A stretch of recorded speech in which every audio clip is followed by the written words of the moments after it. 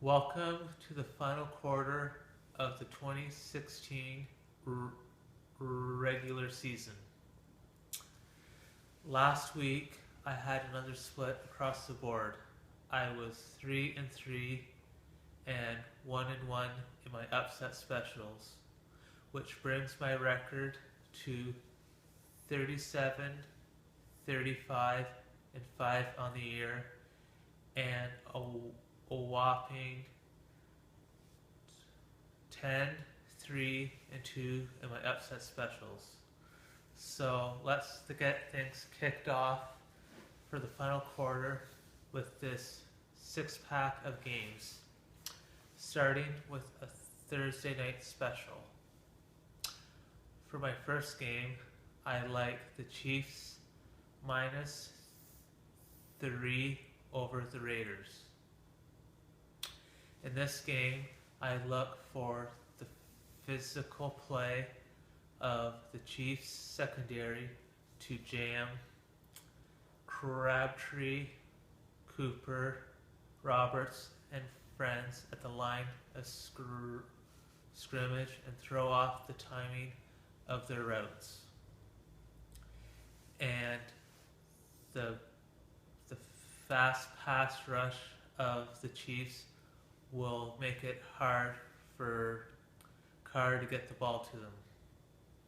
And on the other side of the ball, I look for the Chiefs running game to have a big game, as the Raiders' rush defense has been very weak the last month, and they've been getting away with it. But not the case in this one. Yes, the Chiefs leapfrog the Raiders on this cold night at Arrowhead into first place in the AFC West. Now, let's move on to Sunday's games. For my next pick, I like the Broncos +1 over the Titans. With Trevor Siemian back under center this weekend for the Broncos, I look for him to steady the Broncos offense as they had trouble last week against the Jags. I look for him to throw and have some success against a weak Titans secondary. Yes, that means the speed of Thomas and Sanders will have a big game in this one. And I look for Booker and newly signed Forsett to have some success on the ground to balance things for Siemian. And on the other side of the ball, I look for the Broncos secondary to lock up the Titans receivers. What this means is Mariota will have to hold the ball longer than he wants. That means the fast and fierce Broncos pass rushers will be in his backfield all game. For my next pick, I like the Chargers +2 over the Panthers. With the Panthers center Ryan Khalil on IR and a lot of their studs up front banged up, that means music to Joey Bosa, Ingram, and friends on the Chargers D-line. I look for them to keep Cam in the pocket and be in his backfield all game. And with his rush throws, I look for defensive back Hayward to pick him off once or twice in this game. And on the other side of the ball, I look for Rivers to bounce back with a good game and use some quick throws with Inman and speed receiver Benjamin to slow down the pass rush of the Panthers, and I look for running back Melvin Gordon to have a great game, as the Panthers' run defense has been very weak the last month or so. For my next pick, I like the Packers plus 3 over the Seahawks. I look for QB Rodgers to target slot receiver Cobb and hybrid receiver Montgomery and running back. Lots in this game, as the middle of the field will be wide open for screens and slant passes, as top Seahawks safety Earl Thomas will be out of action in this one, and replacement Tyrell doesn't have the experience against Rodgers, and Jordy Nelson will be too fast for Sherman on the outside. And I look for Rodgers to use some quick throws to use the Seahawks pass rush against them. And on the Packers defense, I look for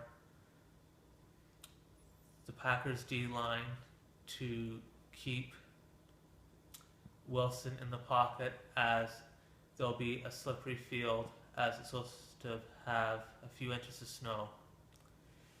And I think the Packers DBs will be able to hold up against the Seahawks receivers. Yes, the Packers will keep in the wild card race in the NFC after this one.